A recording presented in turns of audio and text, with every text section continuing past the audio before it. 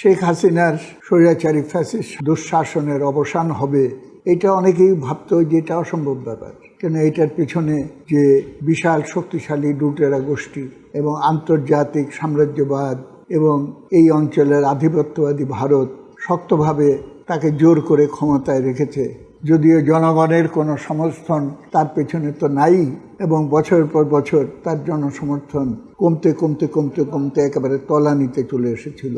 সেই সরকারকে কিভাবে তার শাসনের হাত থেকে দেশবাসী মুক্তি পাবে সেটা অনেকে ধারণার ভেতরে ছিল না। কিন্তু জনশক্তি এমন একটা শক্তি যেটার সামনে কোনো কিছুই দাঁড়াতে পারে না, এবং তারই প্রমাণ এটা খালি 5ই আগস্টের ঘটনা না, এর আগে পরের সমস্ত প্রক্রিয়ায় সপ্তাহ দুয়েকের বেশি সময়কার ঘটনাবলী ক্রমাগতভাবে সেই জাগরণকে জনগণের সামনে সবচেয়ে শক্তিশালী একটা উপাদান হিসেবে প্রতিষ্ঠা করতে সক্ষম হয়েছে।